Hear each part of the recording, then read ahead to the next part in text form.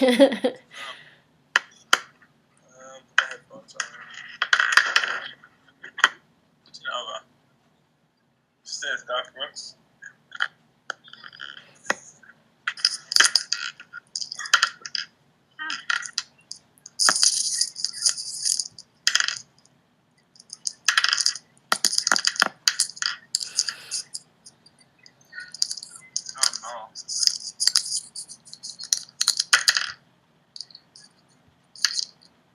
Oh, did you send me something? Yeah, just. Oh, I closed it. Sorry. I didn't know what it was. It just popped up. That's a unit from. His dad is just cocky in the car. And he acts like he's on, right? How do I do this? How come you sent it now? Can I do it later? Sure, you can do it later. Because it's asking for like stuff. No, don't worry about it. Because it was there. Send it. Why can't be it?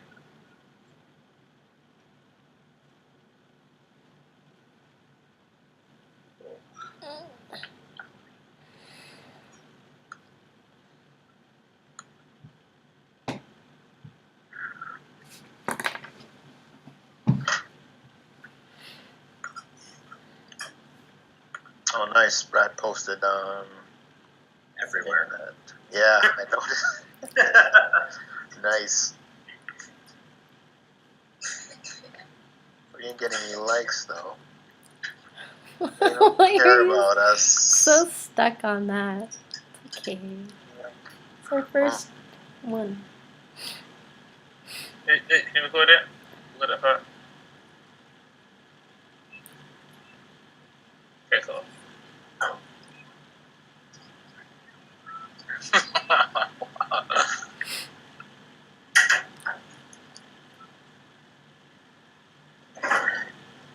So, what do you think? Should we just get started? No. What? It's only Mike. Nobody else is here. Okay. We'll give it 2-3 more minutes. Okay. Why did you invite other people? Like the world. I meant, did other people like commit like Mike did? Oh, no, nobody committed on my end. Yeah, I had 2 potentially. Andre, anybody else? Not that I could think of. It's all right. Yeah. I say give it like maybe 10 minutes. I think so. Oh, there we go. Oh, sorry. Welcome. Oh, good. Hi. It doesn't. The webinar isn't supported in Safari. I have no idea because I use Google Chrome. Oh, okay, sorry. Yeah, no, I was trying to get it to work and apparently it didn't. Yeah. You have a Mac? Yeah. Oh, okay. I just use Google Chrome. Yeah. That's him. Cool. Let me close the door. Yay! I got 1 person. I contributed. Yeah, I say give it like 10 minutes, like 10 after 8. And I don't know. I don't think we should wait 10 after 8. Yeah, because we have 5 like... minutes? Yeah, because we have the 2 people that are committed here. An error in a system of like you show up or you miss out. Yeah. Yeah. And I don't think... Well, no, but I don't think it's fair for the people that are already there, right? Who, like Mike and Glenn? Yes. They don't care. Rude. I got NFL. I had NFL playing in the background, but the wife sent it over. So. The wife. Okay, 5 minutes then. How you liking your place, Glenn? Weird. I wake up at like 4 a.m. and stare at the ceiling. I'm like, what am I doing here? It's a weird adjustment, but. But you're liking the commute? It's the best ever. Hey, Dave, you must send me a picture. It's good. Let me see. Sorry, I didn't meet everybody else on the webinar. That's okay. I'm That's Brad. Brad. Glenn, Jen's my cousin. Oh, nice. And that's Mike up. Nice to meet you. Mike. So do we have all the same screen? Like, It's probably not arranged the same. No, like for right? Me, okay. Andre is right below me here. Yeah. Or like gonna work there, and then like everybody else is lined up so far over here. Okay. Yeah, it's not the same then. Okay. Because I was gonna say up top, and I realized it's probably not the same. Yeah, no, and you can move them around. Like if you click on them, they're quite mobile, so like you can actually like switch the order. Oh, really? Yeah. Oh, got it. Oh, interesting.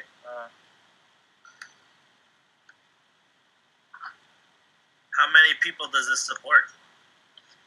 Well, I emailed the company and they gave me like a month free, so I think it's like 20 or 24. I don't know, something like that. But I think the free version only does like 8. 8. Oh, okay. There was a better site called Blab where it was kind of like a while back. That's what she sent to me. it was kind of like Facebook. 2019. So what's the like? Why not like a Hangout or something like that? Because Hangout is like you kind of have to be a little technically inclined to know how to use Hangout to accept invites and stuff like that. Whereas this is pretty much just a link, right? You just click on the link and you're in. Mm-hmm. So I don't know what everyone's level in terms of technology is. It's just trying to make it as simple as possible for most. And you need okay, I see. And you need a Gmail account. Yeah, exactly. And you need a Gmail account,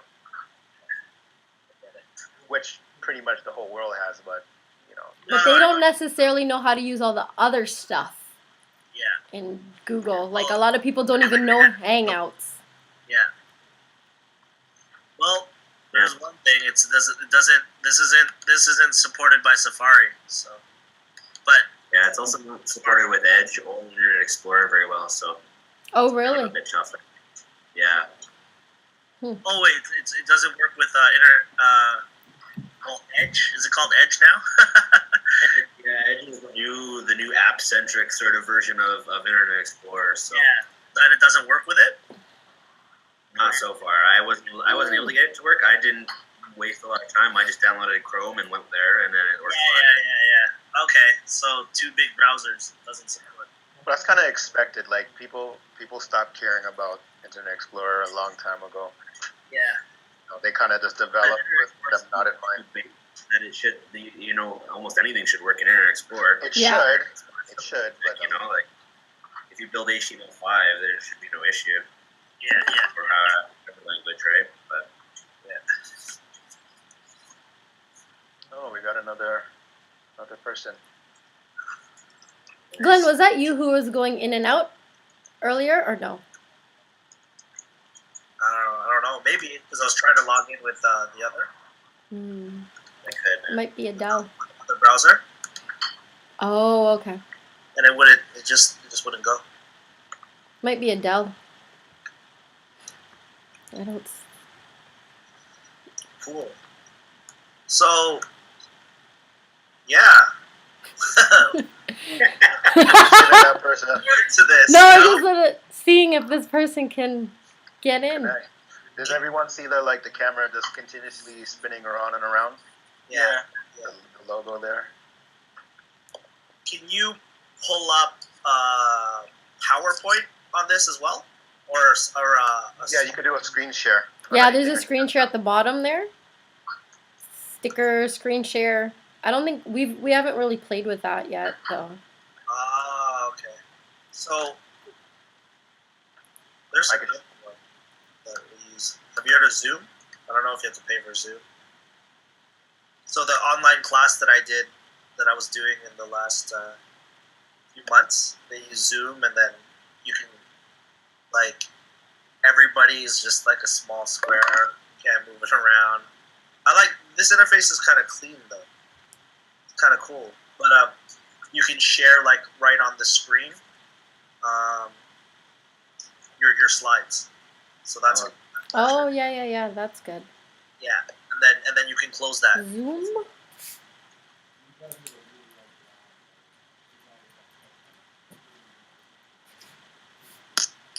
Yeah.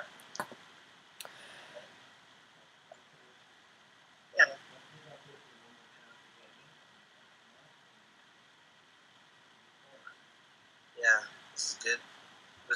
So the other two I use is really WebEx like and lab, like I use those for work. too bad it got shut down. It should be reopening. No, it's the same thing. So our company uses, cool. but I don't WebEx, and then it's the same thing. You can share slides because it's made for webinar lectures type, right? So I'm pretty sure you could. There's got to be a way to share slides here, Okay. where you can still see the person in the corner. You guys sound distorted. Yeah, So you know I what? could potentially do is I could. Huh? Yeah, I had an issue too just a second ago. So if anything, you might have to just refresh Go it. back in. Yeah, because I had like just a second ago, Andre like froze, and I couldn't really hear. So I just gotta work with it. So should we get started then? I think so. Sure. Yeah, let's get started. Okay, let me go back in. Put your game face on. Cool. All right, so I'm gonna start. Okay, good evening, everybody. Thanks for joining us this evening, and welcome to Modern Day Landlording for the Savvy Investors. So I have two savvy investors joining me here today. Brad, hi Brad, all the way from Alberta, and Andre. Okay, so I'll just give you a brief background on Brad. So Brad Witherspoon, he bought his first property about 5 years ago. He's been learning ever since. So he currently has 4 suites in Edmonton and Red Deer, Alberta. Through his education with RAIN, so it's a real estate investment network, and other programs, he's learned many investment strategies. And so now he's using that to increase his portfolio and to also work with other real estate investors and help them reach their goals. Andre McNaughton started investing in 2007.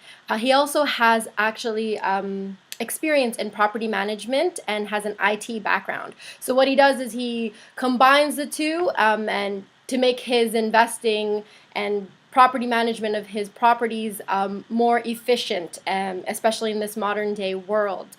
So for myself, I'll be your moderator this evening. My name is Jennifer Amore, and I also have been investing since 2007, and I'm also a licensed realtor. So this evening, pretty much, we're just going to go through some tips and tools on how to be a modern day landlord. Feel free to, whenever you have a question, to just chime in. There's actually a little chat button at the very bottom of your screen there on the right side. If you want to just pop in your question, you're more than welcome to do that, and then I'll try to address it. So without further ado, we'll get started. So let's start with a general question, maybe just to warm up. In terms of actually finding tenants, how do you guys go about finding tenants for your properties? Gonna start, Andre? Sorry, you wanted to start? You wanted me to start? You can go. So for me, I like to focus on a lot of online platforms. Like instead of trying to do print, because print is pretty much dead. So I like to use sites like Kijiji and Craigslist. But I pretty much just use Kijiji alone, and I get great response from that. And it's just a matter of refreshing the ad daily. And as I said, we get great response, and that's pretty much seems to work every single time in terms of every time we need to find a tenant.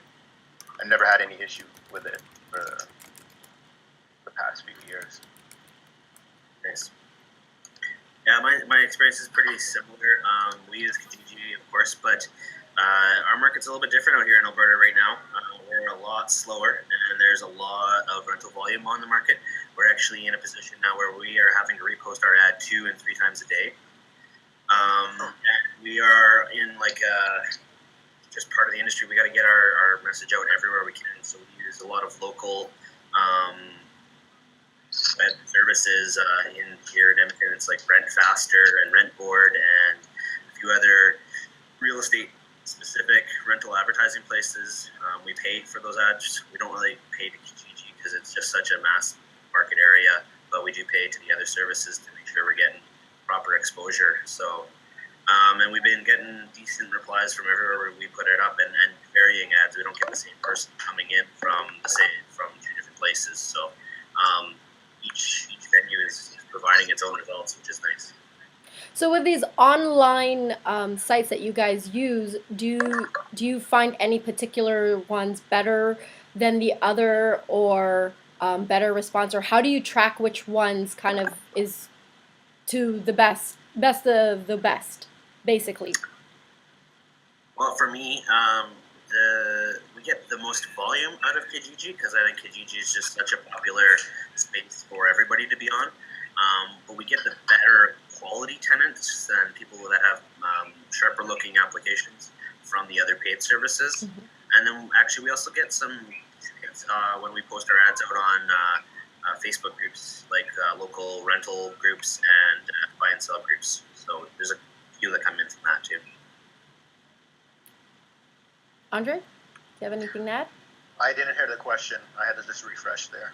Oh, okay. So when using online platforms such as Kijiji or other rental websites, like, do you find any particular that you think is the best out there? Like Brad kind of talked about volume versus quality of tenants or people coming in.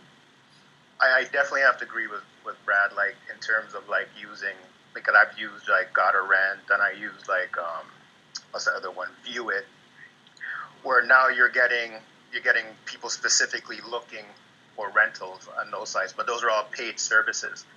And I used those in the past, and we got inquiries here and there, but I think there's a little bit more weeding out when you're using Kijiji. But at the end of the day, it's free. You know what I mean? Mm-hmm. So yeah, there's always a cost association, but long as you don't mind the weeding out aspect of it, then I think it's fine just to use that as the front runner to all the services out there. And once again, it's a different market out here in Toronto, so it's like there's a lot of people, and there's a lot of people looking for rentals. So it's a different situation from what Brad's experiencing out in Alberta. Yeah, and honestly, that's why to sort of take a side note on this, that's why when you're looking at any sort of rental properties, you gotta not be looking at big value stats like provincial or national. Real estate is hyper local. It's like neighborhoods, even not just cities. So. Awesome.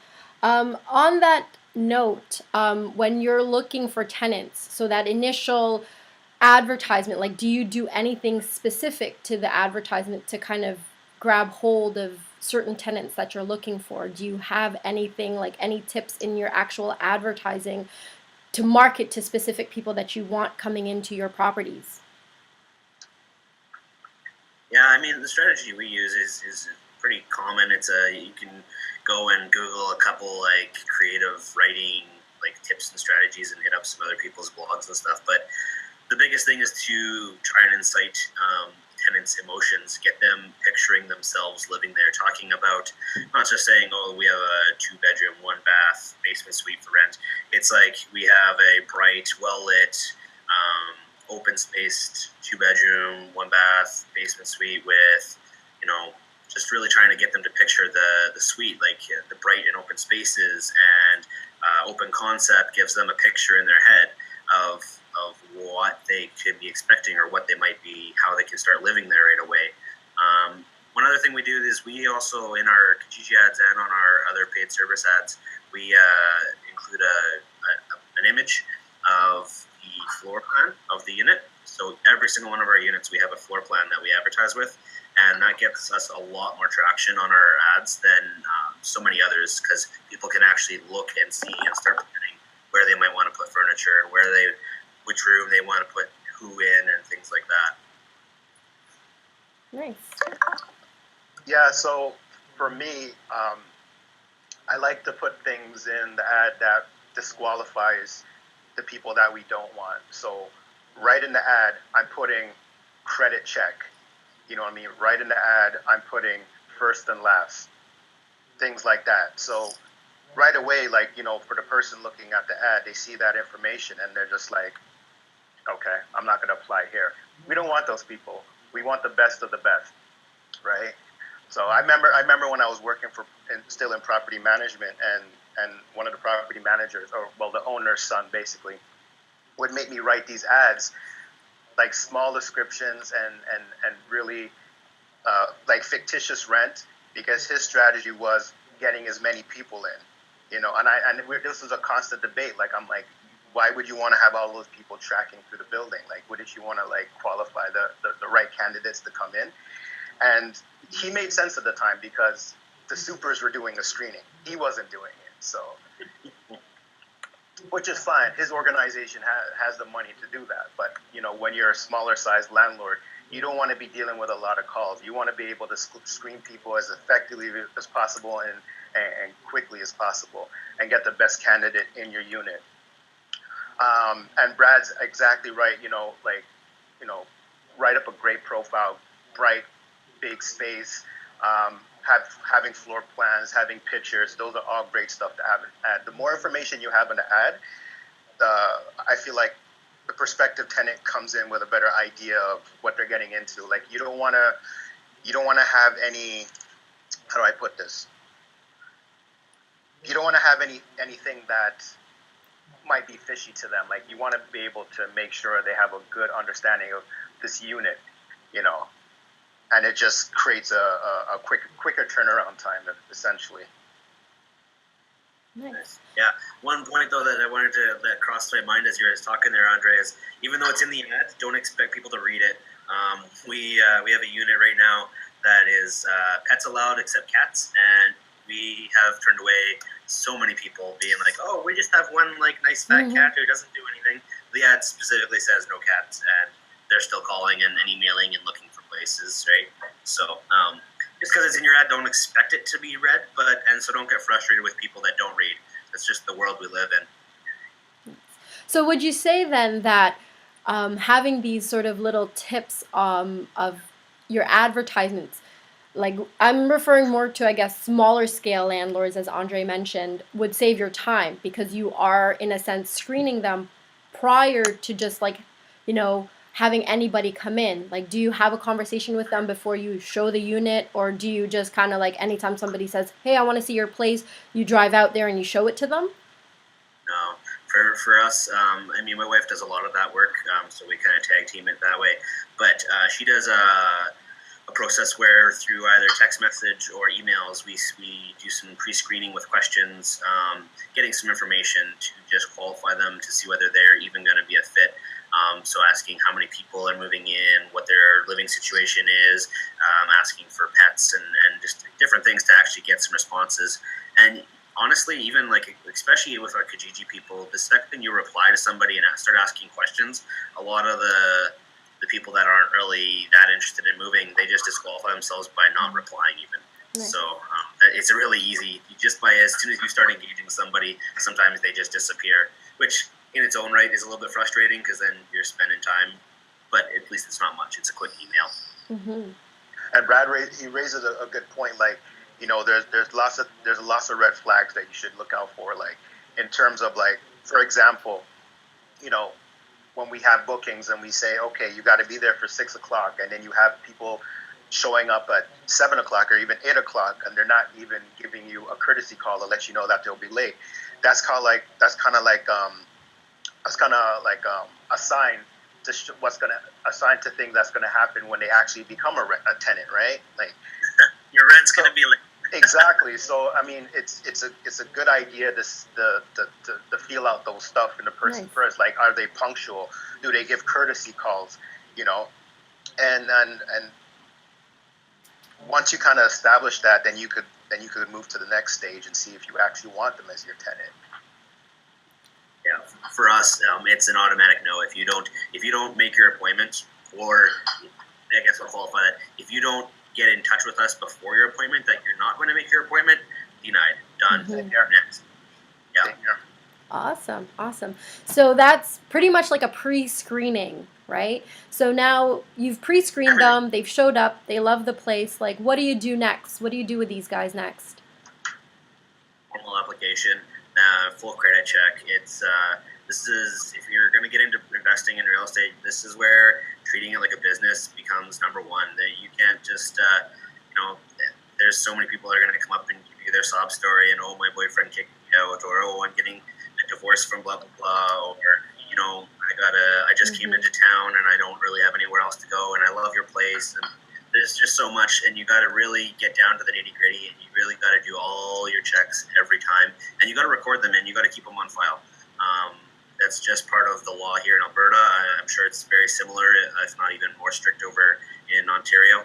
But and a lot of times that's regulated provincially what you can and can't do and how long those records need to be kept. But yeah, it's formal application, full credit checks, full reference checking, jobs, friends, previous landlords. Usually we don't care about the landlord that you're coming from. We want to talk to the one before that and before that if we can, because they're the ones that are going to give real answers. The one that you're leaving right now, they might have a vested interest in getting rid of you. Nice. So I think Glenn has a question. Do you have a question, Glenn? Yeah, no, I was just asking, you're like record and keep on file what the conversations that you're having, or some of that, it's more like the actual, when you pull credit from somebody, whether you're using like a service like TVS, which is a tenant verification service, or other things, when you pull somebody's credit, you have your file folder and you put that in there, and you keep that, in Alberta, we're like 2 years minimum. If you've pulled somebody's credit, you got to have it on file and prove, just for like personal protective stuff, and then you can destroy it after 2 years. Things like that. okay, yeah. And then it is a good idea, like email strings, like if you're having a conversation, it's easy, you just print them off, throw them in the file too. We also, every time we do things at a property, the tenants get a letter. We keep a copy of that letter all the time, because often the tenants do not keep those kinds of communications. So it's just a matter of, actually all of that comes down to planning for the worst case scenarios where it's like eviction time, right? You got to have your story, and you got to have proof to essentially. Landlord typically is always the one that's at fault until proven otherwise. That's just the way the courts and the rental boards sort of look at things. There's too many shady landlords out there. Great, thank you. Does that answer your question, Glenn? Yeah, definitely. And to elaborate on Brad's point, in terms of keeping copies of everything, I highly recommend to try to keep an e-copy of all your documents. Google's a great place, like Google Drive is a great place to store a digital copy of all your documentation. So even if you like me, you're lazy, you just don't want to go in the file and dig through it, it's just a quick type up, tenant's name, and then pull that information up. And going back more to the credit check portion, one system that we have, instead of us pulling the credit check, we actually have the prospective tenant bring us a copy of their credit report, and it's worked really well, and it saves you $1. Is that legal, actually? Yeah, can I add to that? Like, another thing, and I think Glenn can attest to this because I made him do it recently, is like we also educate them with that, right? Like when we tell them to pull up their own credit report and they're like, what the, I don't want to pay whatever $30 for this. And I'm like, listen, you should be doing this once a year, right? So then I kind of soften it up for them, and I let them know, it's good to check your credit report once a year so you know what's going on, you know that the information is right, and you just have a better way of handling your situation. If you want, let's say you get turned down for a specific unit, you kind of know why, and you take charge of it, right? So it's an education thing. So that's one of the things that we like to kind of give to them as an incentive. And if they're very serious, and what I find, if they're also really good tenants, they don't have a problem. Like most of the time, I would say what, 95% of the time, if tenants are giving their own credit report, they're probably like, yeah, I know I can get this place. I'm a great, I'm responsible. So that's always been a plus for us. And to add to that, with the credit report, like the tenant could pretty much lie on everything else.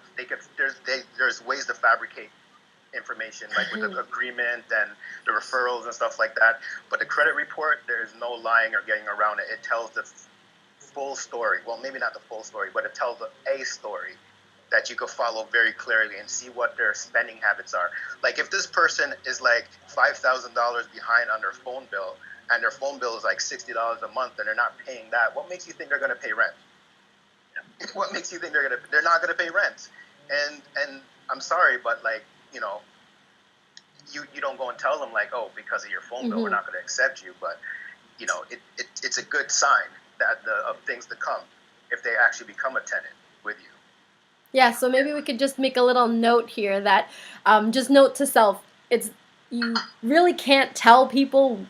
I would advise not to tell people exactly why they weren't qualified. Like just sort of keep it like, just be like, we've either found somebody else, or at this point you're not the right fit for this. So you never want to tell them it's because of their credit report. Yeah, Awesome. no, you don't ever have to disclose that. That's Yeah. not information you have to, whether it's their credit report or some other reason either that you find out in other ways. Actually, I have a question for you guys because we don't do it that way. We're a little bit different on that. Which credit report are you asking for? Are you asking for the free one that they can get from from the different agencies like Equifax and TransUnion? Yeah. or are you getting them to go to the TBS and pull those reports? Usually does Equifax or TransUnion. Oh, the full one. Typically, yeah. Okay. Yeah, and it's And then- their. Sorry? Are you guys doing criminal record checks? No, we don't go that far. See, hey guys, is it a full credit check or is it a soft pull? You guys know. When you do it yourself, it's a soft. So that's why we also advise people to do it themselves. So those are the two main reasons. Because if you pull it yourself, it's not going to be a hard hit. Whereas if we were to do it, It'd be a full. yeah. Okay. Sorry, I'm really ignorant to that stuff. What's the difference between the soft and one? And Soft doesn't get registered. It doesn't show for like an X number of days, months, years. And a full one would be like TD Bank or like a car loan place going and pulling your records check, and that'll show up, and it can affect your credit score if you're getting like lots of hits and lots of inquiries, and just the whole formula of how your credit score works is very convoluted and not exactly making a lot of sense. But so soft hits are nice because it won't affect your credit score, or has little to no chance of affecting it. okay. And you guys as landlords do the which one? Like, do you do both? What do you? For us, like the service we use is tenant verification services. It ends up being a soft one anyways. Yeah, so it doesn't really matter. But we also in our the level that we do our check at, it also pulls their criminal record. So it's just an easy check mark this box and pull this person with their SIN number and whatnot, and then move on. Oh. Cool. Thanks. No problem. Quick question. So what if they have a lot of debt, but they have really good credit? Sorry? What if they have a lot of debt, but they have really good credit? Like you can tell they have all these different bills they're paying, but they're paying on time. But they got all this debt, but it's really good credit. If they've got debt and they're making payments and their credit isn't really negatively affected, then that's not a bad thing. That's actually, in my view, a good thing because it's showing that they are managing their finances that way. And so we also against their reported income on the application, though, right? Just to make sure that any sort of that we're putting them in isn't going to compromise their ability to make those payments. Okay, cool. Yeah, but it's not like a hard look like, for example, like a mortgage broker or a bank looking at a loan. We just sort of lightly look at the numbers that the amount of rent is okay that you're paying, because you still have to be able to cover the rent.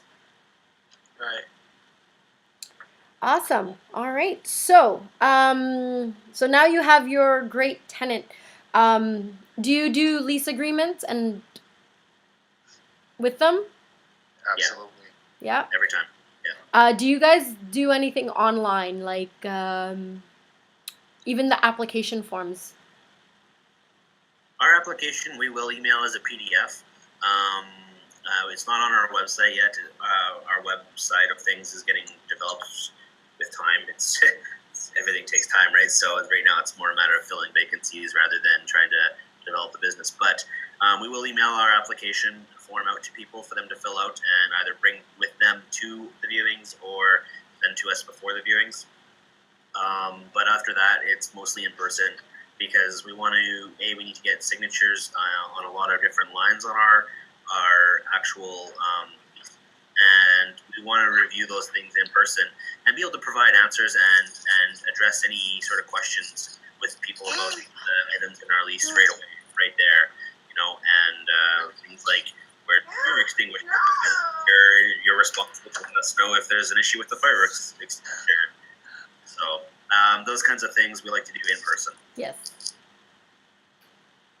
And in terms of the lease, yeah, like we also have a digital copy that we send out via PDF for people to fill out, and they can sign and scan and send it back to us, that sort of thing. We're in the works of trying to get it online. But one note you should keep in mind was your lease agreement. Try to get a good lease agreement written out, and then if you want to make specific changes to your lease agreement, try to do that in the Schedule A or B. Because there might be specific things to the house itself or unit that you need to put in there. Like, one unit might have laminate floors, another unit might have carpets. For example, in one of our units, we specifically said in our Schedule B that do not mop the laminate with a lot of water. And what did the tenant do? He used a lot of water, and laminate soaks up water like crazy. Yeah, for us it's very similar. Like we have our main lease document, which is like provided by which we got because it's provided by one of the local realtor boards, and then we have essentially Schedule A, but we just call it our additional provisions document, which goes on behind that, and that additional provisions document is pretty much customized per unit, per property, and changes as we need to. So yeah, lots of common stuff, but where we need to change things, we do. And then same thing with like some tenants have pets, some tenants don't. Just different situations, right? Do you put your maintenance stuff too in your Schedule A? Kind of maintenance stuff. Like, I mean, in terms of the tenant cutting their own grass and. No, that's on our main lease normally because it's pretty standard for us. We just try and describe it a little bit generally, whereas like snow removal will be done within 24 hours of a snowfall, and grass will be cut a minimum of once or twice a week, once every 1 to 2 weeks, no more than 14 days during the growing season, sort of thing. So. Awesome. Okay, since we are savvy investors and it is the modern day, how do you guys take payments now from your tenants? Mine's all e-money transfers, email money transfers right now. Way to do it. Yeah, right now I'm all email, but I'm changing one tenant at their request because it's just going to make things simpler to automatic withdrawal. But yeah, otherwise it's all email money transfers. So do they give? So it's their fees, it's not ours. Yeah. Okay, so and you find that they don't have any issues coming up with that extra $1 a month or whatever, $1.50 a month? They don't make a big deal? Never even been a question. I think because it saves them time on their side too, because they're not writing out check, they're not ordering a checkbook, and another thing I got to add, like we have some tenants that are big organizations, and they just don't do e-money transfers. They want to do check, So we try to get those organizations to create some sort of systematic process to issue us checks directly. So there's no gap in the time that we receive the check. So just keep that in mind when you're dealing with individual organizations. But always try to force them to do e-money transfer if possible, or direct deposit. Awesome. Have you guys ever set up automatic withdrawal or not? That's used to be how I always did it. We only did that for a long time, about 4 years. Right. And recently have we moved to email money transfer. It's very bank specific though how you set that up. Some banks will force it to be the tenant that has to set that up and authorize to send you the money. Other banks will allow you to set it up in your business or as and allow you to set up the form to withdraw the money from their account. So there's two different ways. You got to really get into your bank, or interview a few different banks depending on how you choose to want to do it. I have a local credit union here that allows me to pull. I fill out the form, I get the tenant to sign the form, and I take the form, and I'm responsible to manage that whole process. So when that tenant's done, I'm responsible to cancel it and everything. Like, it's not on the tenant at all. And then, so, yeah, there's advantages and disadvantages both sides, right? Well, why did you pull away from it now, and why is it all? There was a couple times, honestly, where like things were busy and I missed canceling it properly, so I had to cut checks out and I had to serve my customers, man. Those tenants were leaving for whatever their reasons for leaving were, and I had to get the money back in. So there is management to do there, and that's where we moved away from it. Whoa, thank you. What are the fees? Do you have a rough estimate of the fees for something like that? No fees? At my credit union, 0 fees. Wow. Oh, wow. Yeah, no fees for that. Nice. Oh, I wanted to add, so as somebody who deals with the checks, to be more modern day, luckily, if you do a lot of online banking or phone apps, like, you can actually deposit your checks there. I know it's different for businesses, but if you have personal checks, you could at least deposit that at home. So if you can at least get them to mail the check to you in advance prior to the 1st, then you're pretty good with having your money in by the 1st and depositing it right into your account. On that note, here in Alberta, we have ATB, the Treasury branch here. That's a Crown Corporation for the province, and they are getting way ahead of the rest of the banks as far as I can see. And they now do corporate email money transfers, and they are going to be doing the same phone picture app for corporate check deposits. So Nice. you can see that coming in the future in the corporate accounts too. Awesome. All right. So let's take it to utilities. How does the utilities work there? Andre and I have had some interesting conversations about this. Alberta and Ontario are quite different. The concept of a hot water rental fee is mind-boggling to me. I call it a racket. I can't. The hot water tank racket.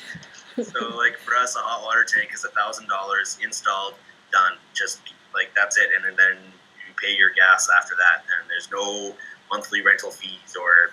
I don't know. It's weird to me. I don't get it. But but more on the structure of utilities in general. With our suited properties, it's we do flat fee utilities. So I've been tracking monthly utilities for the last 5 years. I have it on an Excel spreadsheet, and I know year to year, month to month, everything with that cost. And I know my percentage increases, and that's typically something that I just pass on to our flat fees. And I know what monthly I need to charge to make sure that I'm not going to be paying out those utilities based on tenant usage, right? It is a revenue stream, I guess, in a way, but it turns into like $10, $15 a month of like extra cash flow. But then some months it's there, some months it's not, right? But yeah, we do flat fee utilities in our units. That's advertised that way on our ads, and that's just how it goes. And then when we don't have like a suited property, it's just utilities go into the tenant's name, just to keep it simple. For me, any opportunity that comes up where I could make the tenants pay their own utility, I would jump at that opportunity.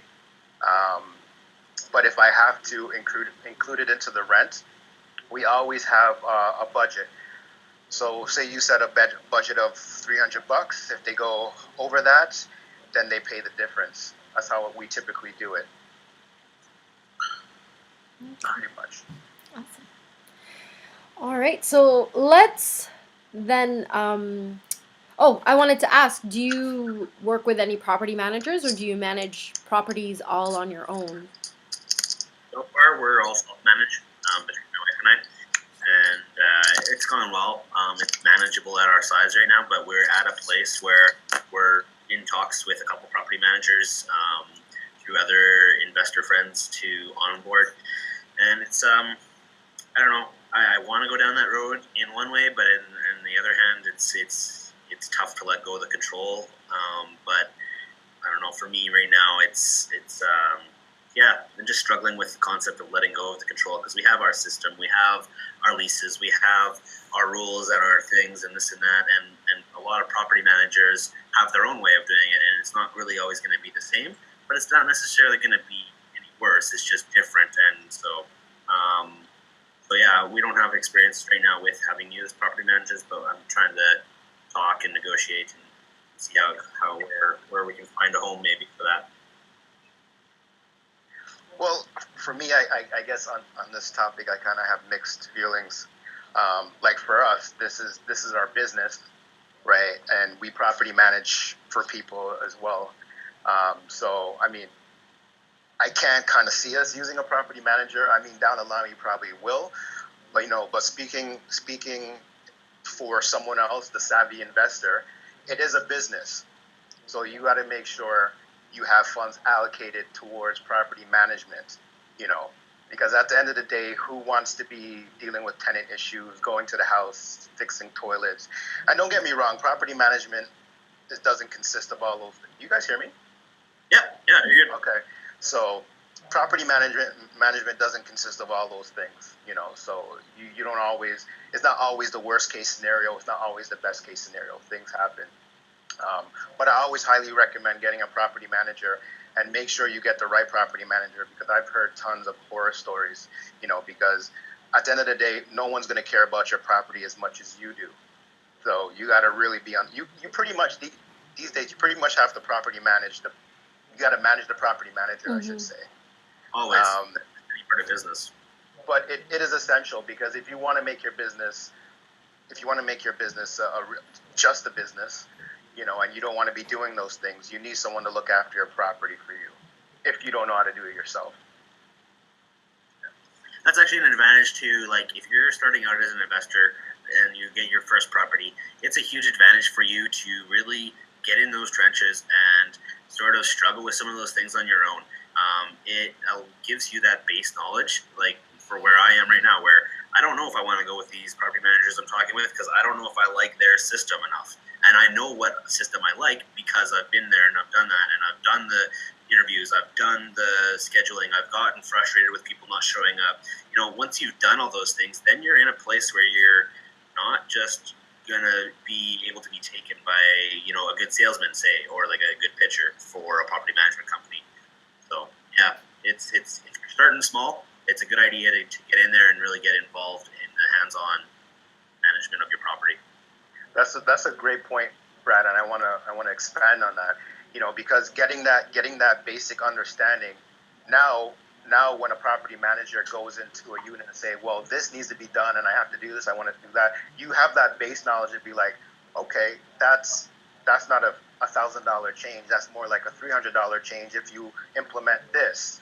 You know what I mean? So it's absolutely necessary, I think, to get that base knowledge when you're getting into real estate. Yeah.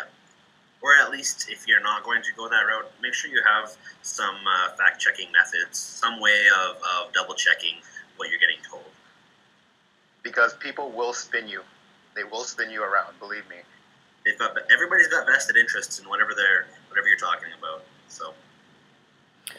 Yeah, so I just wanted to round this up then. Like, okay, so from what you had said, Brad, like, it's good for you to kind of get in the trenches at the beginning. Now, what if you're you want to invest in real estate, but you're busy, there's value in investing in real estate, but you're busy, or you don't want to, pick up hammer, as they say. Like, what would you say for those investors that want to be savvy investors in a different way? They don't want to be the landlords, so to speak. They just want to be the investors. What would you say to them? Let's work together. That's where money partners work. People like myself, Andre, and yourself, Jen.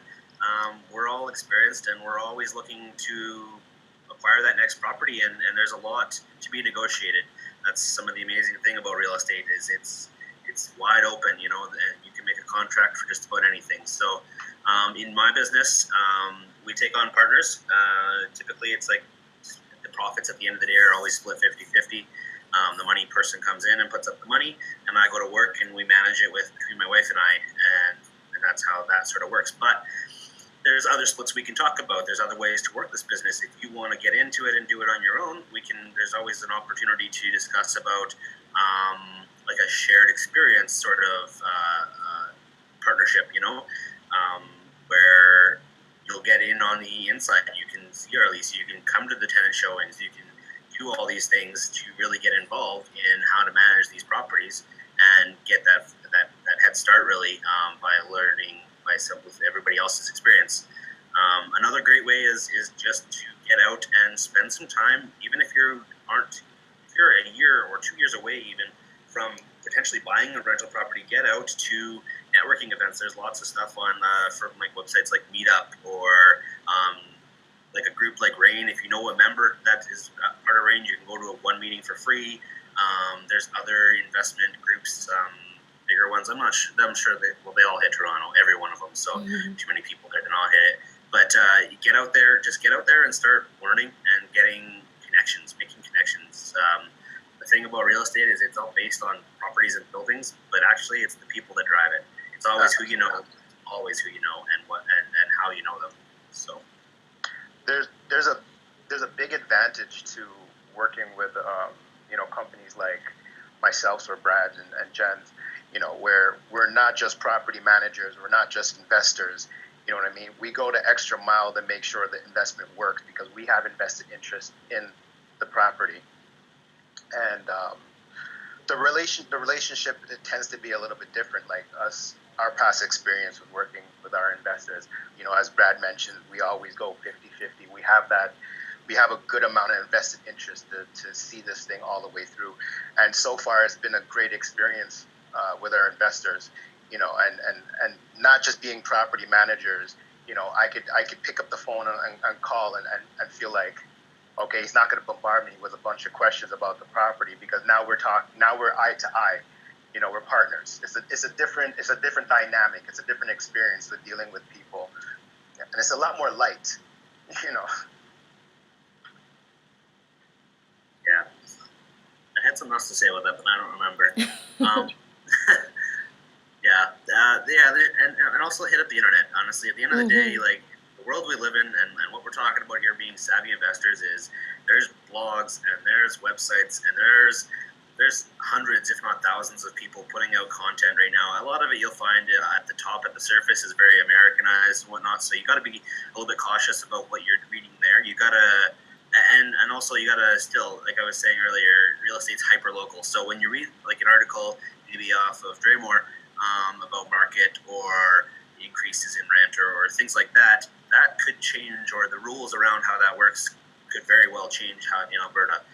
So just get out there and get informed and understand the markets of where you want to work. Do you want to work close to home, or would you rather have somebody like Andre help you out and manage a property from further away? I mean, there's lots of people I've heard of in like Vancouver, Toronto, who own properties here in Alberta that they come to Alberta once a year, tops, and they just have teams here. They've worked on teams, or they're just straight up money partners. So awesome. That sounds great, guys. So I guess we could start to wrap this up. We hope you guys got some good tips. So what we'll do is, oh, you have a question? Well, my last question would be, for someone new like myself, who knows nothing about real estate, to be a financial, partner, as a beginner, is there a certain threshold, or how much would you recommend someone starting off in? Because you're not going to take $5 from them, right? No, $5 not going to cut it. So what would get your coffee? Exactly. So what would cut it for a minimum? Because of course I'm looking at other investments. Real estate's probably not my only investment, right? What would you say? Well, I know Alberta might be different, but what's something good for a beginner? So to that, $5 is good though. $5 can get you in because that's a coffee. That's a face-to-face meeting with somebody you want to learn from. So don't discount your $5 too much. There you go. Good answer with that. But honestly, it comes down to, Andre with Dremor is going to have his numbers and his things, and it's going to depend on type of investment, location, blah, blah, blah, and I'm going to have my own, and it's just going to depend purely company to company, investor to investor. Everybody develops their own methods and systems. Is how I would answer that. That's my belief. That's what I've experienced. And I don't know. I don't mean to put words in your mouth, Andre, about your business, but well, it's a legit question, right? And it would be like, I guess it would be based on credit too, and how much you're gonna put down, right? Totally. It's totally a lot on like, what do you bring to the table as a money partner? Do you bring mortgage qualification? Do you bring cash? What are you bringing to the table that means that you are going to bring value to making that whole, like, those win-win situations, right? Like, you can't. Yeah, it's exactly like you're saying, Glenn. You can't come to the table with nothing, but what's deemed valuable is going to come out of that $5 coffee conversation. Well, I wanted to add. Oh, go ahead, Mike. I'll just another joke. Starbucks coffee, because $5 is that, right? It would be Starbucks. Need $20 there. No, you can get a regular coffee for $2. Just can't be no latte. Oh, what I wanted to add is, like, Brad said this earlier, and the reason why, I guess, or I'm just going to add to what Brad said, is that real estate is so diverse, and I think being in real estate for so many years has taught me that. So when I first started, it was just like, oh, you buy a house and you rent it out. Over the years, we've learned so many strategies that it's like infinite almost. So in Brad saying that your $5 could go a long way, it does, because you can gain that knowledge, you can build that network and connection, and you start to know what works for you. And when you get into real estate, really, it's infinite possibilities. So we talked about certain strategies, like working with companies like our company or his company, and let's say we say 50-50 split, but that's just kind of even just the bare minimum of a conversation. You can get into, if you're adding more assets in terms of not financial assets, like there's so many different ways you can structure deals. That's why we love real estate, because there's a creative side to it. It's not just plain black and white and that simple. And it is simple in a sense, like we try to simplify it as best as we can, but there's so many different avenues in it, that like you can almost do anything and kind of get your foot in the door, so to speak, if you're not ready to shell out the maybe $100,000 that a lot of people might think that it requires to invest. One key thing that I wanted to add in terms of working with investors is, for us, I think the main key for us to working with an investor is not only like-mindedness, but knowing that that person has, I guess they have to have some sort of tolerance for this sort of deals. It's not, there's good investments and there's bad investments. And not to make us sound flaky in that, like, oh, it's a bad investment. Sorry, we're going to work our damnedest to make sure it is the best investment we can get. But as you know, in life, nothing always works out 50 or 100%. So for somebody who wants to invest in real estate, they have to know that there are those huge risks. That's one main thing we look for in our investors, is that they're not having pie in the sky vision in real estate investing, that they know that there are going to be certain roadblocks and certain things that we're going to have to kind of face head on. No risk, no reward, right? And talking about different strategies, dealing with, like Brad's company or Jen and myself's company, that's where our expertise come into play, because we bring a plethora of all these different strategies and kind of apply what works best, and not just a one-size-fit-all sort of solution like what you see on HGTV. Be careful with that stuff, because this is not flip this house and you're going to make money. Like, real estate is a lot more dynamic than that, and there's a lot of different interesting strategies out there to make money off of real estate. And it might not just necessarily mean you have to go out and buy a house to make money from real estate, and it's a very, very people-driven business, like even down to when it comes to dealing with tenants. Like, you got to exercise compassion with people. You got to hear their point of view. That's pretty much it. Totally. And then also, like Glenn, just you're talking about being like a beginner investor, maybe not much money, not much equity, or things like that to bring to the table. But time is another valuable asset. If you got the time to go do stuff, that's another thing that we can consider. I mean, I don't know how people might perceive this, but I still have a full-time job. I manage all our own properties. I do it with my wife, and I'm literally sitting in the boardroom at my day job, and I'm ready to go to work. This is the company that I want to build, is Earthwide Homes, and this is where my future lies.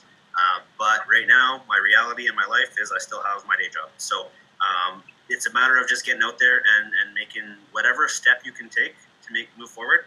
And like that could be, for now, you're trading stocks or doing whatever you're comfortable with, building that asset base up so that you're into a place to move on, right?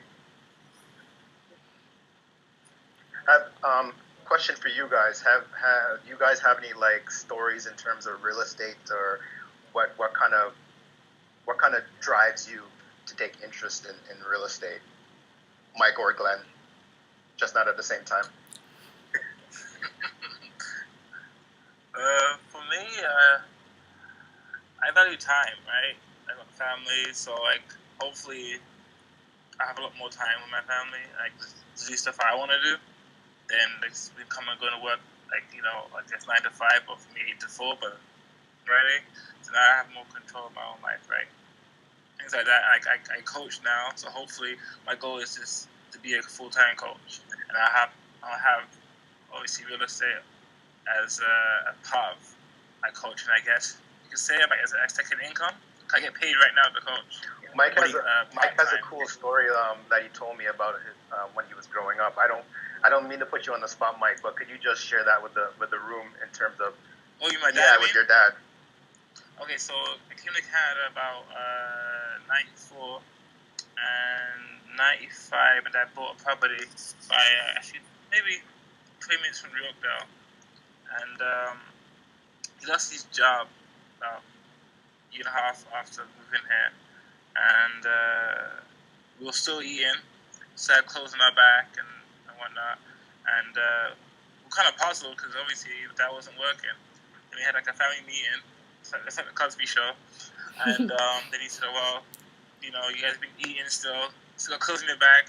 I purchased the property a few months ago, and it's been paying our rent, and obviously you guys been eating. There's 4 of us, so because my mom is 5, so 6 of us, and so he said like this property I purchased is pretty much keeping us alive.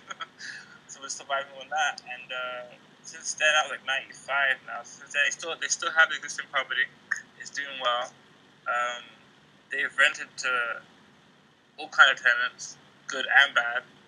So I've got so many stories of that. But anyways, with that they bought the house they live in now. So obviously after a while with equity, they used that to buy a condo by Square One. Then they rent that condo out to pretty much foreigners, no Canadians. Just like so, they can charge more. They've had people from Germany, people from England, people from the States. Rentals, right? Yeah, so it's pretty good. So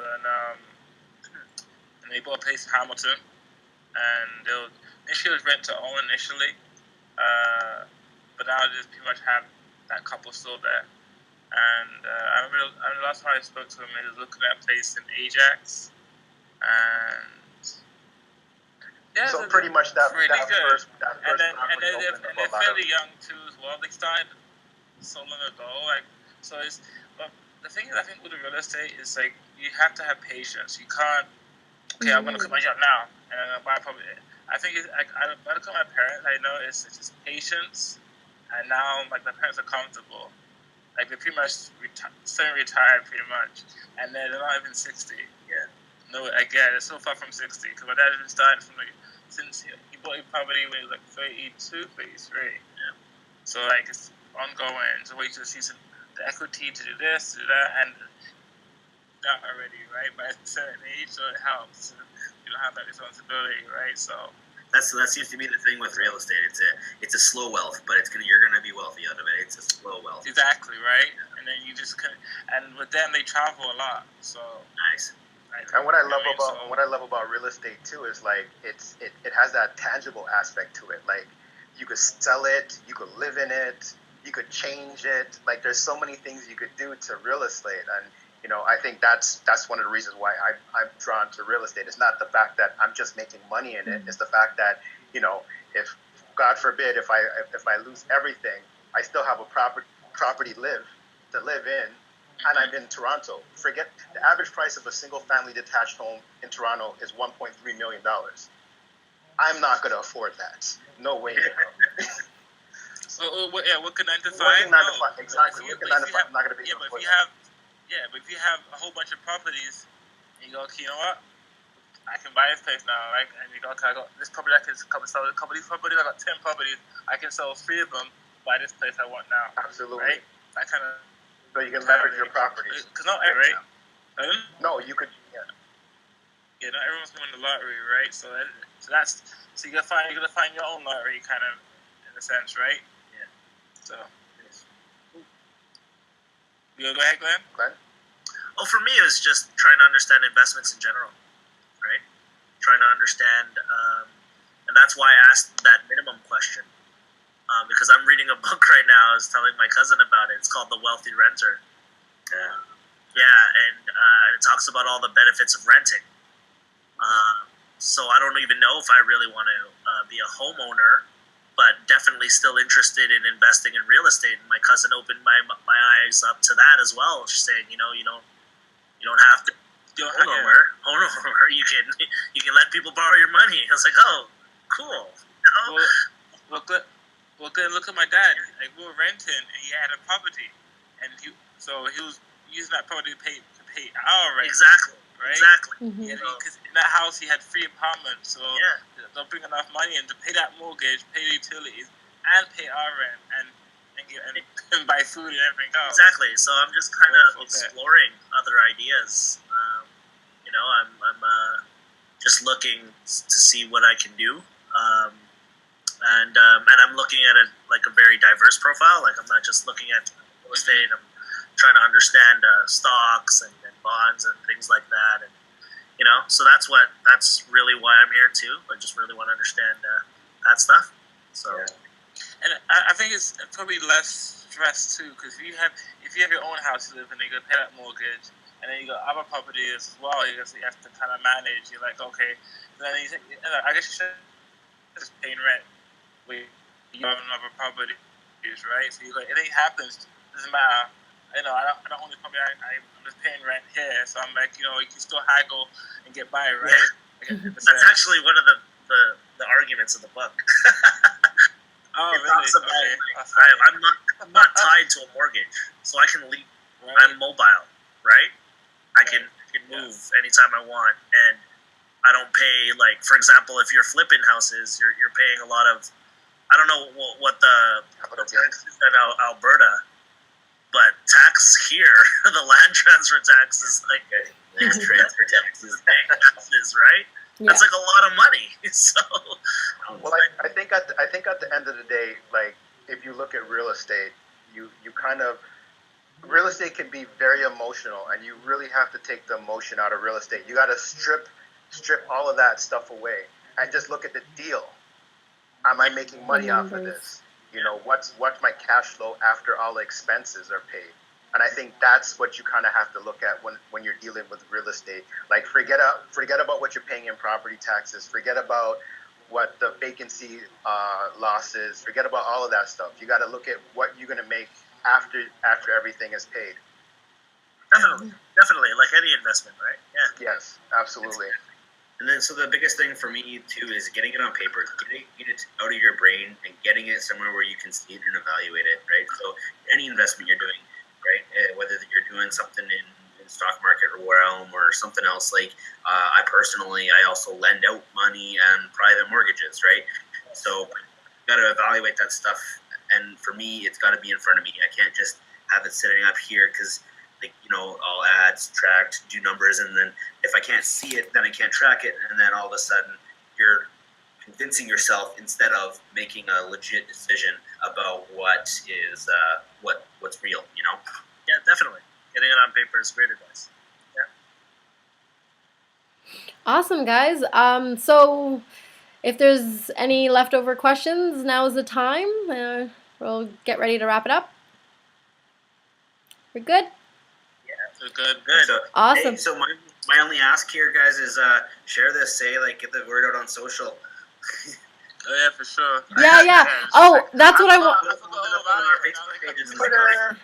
I tried to No, I wanted to say before we head out. So thank you, Brad, for joining us this evening and sharing your expertise. If you don't mind, just maybe put your link in our little text box there. So if anybody is interested in hitting up an expert out in Alberta and having an investment property there, he's the guy to get in contact with. He'll definitely take care of you. And if there's any questions, you're always welcome to reach out to us on social media or via email. Our sites are there. Andre is our guy. So get in touch with him for any other questions. So we hope that you guys got some good tips, or at least opened your mind to a new way of investing, and know that real estate investing isn't just a simple buy a house and rent it out sort of deal that most people think of, or that you have to be a landlord. There's different ways and different avenues. So we're glad that you guys were able to join us in this evening and learn something new. And thank you for sharing your experiences. And until next time, we'll probably post another event soon. Andre, yes, on Facebook. Sure, why not? Let's do it. Yeah, Guys, so thank you very much for taking the time and sharing some of those awesome insights. It was Yeah, thanks guys. thank you. It was pretty good. Yeah. awesome. Have a great night and happy holidays. If you guys I think got Brad has something to say. Oh, by the way. or hit us up. Yeah, All right. yeah. I just liked your page right now. Earth White. Okay. Awesome. All right. Take care, guys. Good night. Take care.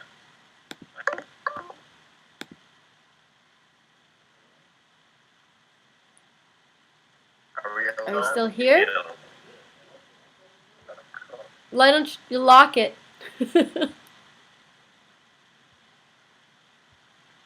Was the wrong one. Hello, Jen? Yeah, I'm here. Okay. Yeah, it went well. I quite enjoyed it. We need to have another one Totally. right away. Maybe sometime in January. I was trying to get this going with something on it too. I didn't know what to put on it. I just put a website. So Yeah, no, it's good of you to have it up there. Is that just the screen share function? So it still has your camera and the screen share?